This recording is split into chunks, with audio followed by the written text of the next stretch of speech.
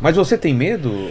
Olha, eu acho admirável que a gente consiga caminhar na direção do suicídio coletivo. Né? Eu acho que é uma coisa especial nós livrarmos o planeta, né, de um animal pernicioso, perigoso, danoso, né, e, portanto, é uma boa escolha, uma escolha moral. Isto é, vamos embora, chega.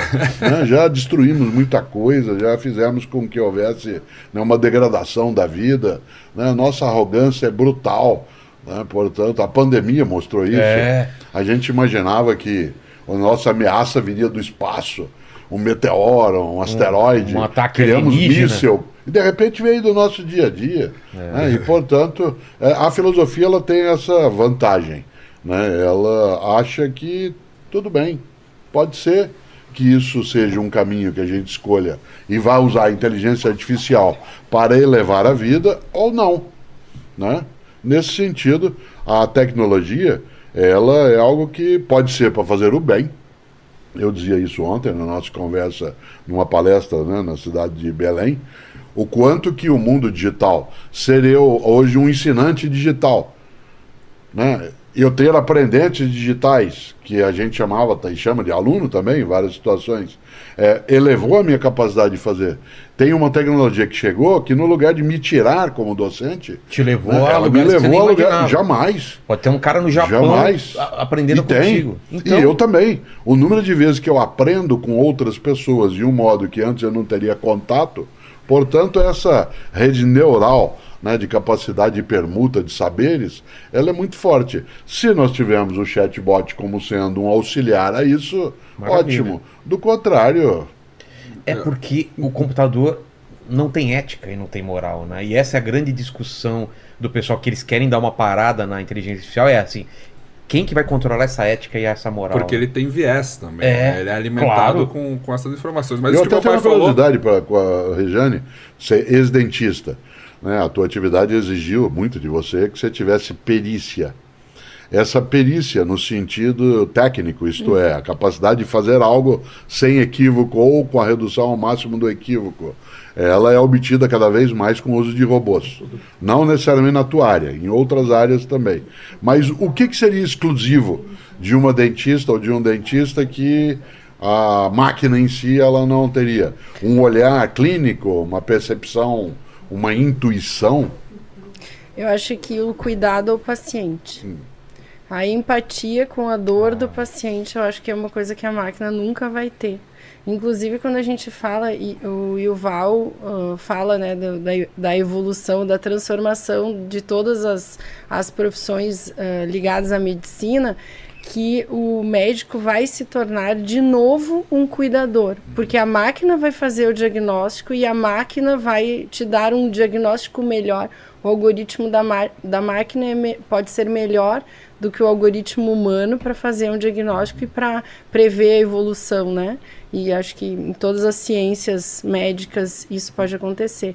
Mas a empatia, o cuidado vai ser a característica do profissional do futuro, profissional da saúde do futuro. Então eu achei muito bonito e eu acho muito pertinente, porque a máquina vai ter empatia? Vamos ensinar a Essa máquina? é a questão dos soft Exato. skills que as escolas querem incentivar, né? A questão da humanidade que existe em cada um de nós. E uma das coisas que foi uma surpresa acho que para a humanidade inteira, é que a gente achava que a questão dos robôs, né, da inteligência artificial, ia substituir os trabalhos manuais.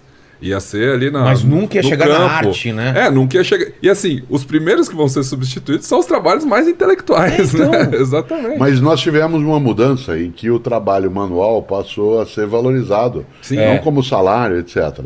No meio de quem tem condição econômica, a ideia de fazer com as próprias mãos, a noção do pão artesanal. Exato. Quase que nós tivemos, fazendo aí um trocadilho horroroso, mas verdadeiro, uma pandemia. Né? Durante quase todas as pessoas que podiam, de alguma maneira, ficar isoladas, se dedicaram a fazer pão também. Né? Mexer com a mão, fazer cerveja artesanal. E eu brinco, né? Num mundo tecnológico, as minhas aulas ou palestras, elas são artesanais, de fermentação natural. Sou eu, um público, né? Não tem nenhuma outra tecnologia, exceto, claro, né, um microfone ou eventualmente Não uma tem nem transmissão. PowerPoint. Nada, É? nem ponteira. É mesmo? Não só... tem. Sim. E durante um tempo você vai dialogando e as pessoas vão atentamente prestando atenção, como aquelas que estavam em volta do fogo na caverna. Lá atrás. Né? Com o olho mais aberto quando a coisa interessa ou dormindo quando não interessa. Tal como era na caverna. Isso não significa que nós estamos voltando para as cavernas. Significa que a gente está trazendo das cavernas uma coisa que não pode ir embora, que é a convivência, a empatia, a capacidade, né, de você ter solidariedade, né, coisas que eventualmente uma máquina ela pode simular. Né? A gente já teve os primeiros casos, vocês leram, de pessoas que acabaram se suicidando em função do contato com inteligência artificial. Ah, né? não estou sabendo. Não. Por conta do quê? Porque ele passou a dialogar com uma máquina, fazer perguntas, e ela sugeriu a ele que a vida não fazia o menor sentido, foi um que era teste melhor. que um jornalista de Nossa. Nova York fez com a inteligência artificial do Bing, né? Sei. Que é aquela Não, mas essa da ele só Microsoft. sugeriu. Na Ele França sugeriu. nós tivemos 2 casos de Na pessoas França a pessoa... isso eu não sabia. que a pessoa, ela, ao final, disse, bom, nada sou, nada serei, coisa que a filosofia faz há tempos, mas sem tentar com que você chegue às vias de fato. Né? E aí, a pessoa isoladamente, há um mundo muito isolado. Né? Quando você falava da empatia, eu me lembrei, um dos trabalhos mais bonitos que tem no Brasil é o que é feito pelo CVV. É o Centro de Valorização da Vida, em que a pessoa, numa situação de desespero, de agonia, ela liga para alguém. Né? Esse alguém, o tom da voz, ele pode ser até emulado, né, por uma inteligência artificial, mas a capacidade de perceber a dor na outra pessoa, eu acho que ela vai além de um algoritmo. Então, você pegou o ponto certo A vivência em relação a isso. da gente para se colocar no lugar da pessoa, né? Você pode emular isso, como em alguns filmes, né, que você vê que máquinas têm memórias implantadas, mas não é a mesma coisa, né? Não. Uma das coisas gostosas, vocês são mais jovens e por isso tem várias vantagens e outras não. Mas quando se fez Blade Runner, vocês se lembram que uma das maneiras de se identificar um replicante era, pelo exame da íris, perguntar para ele das vivências dele do passado. Algumas coisas elas eram inventadas, ali implantadas, e outras, quando se perguntava, e a tua mãe? Certo? Qual é a tua lembrança da tua mãe? E não havendo a lembrança, a pupila se dilatava e havia, né, aquela identificação.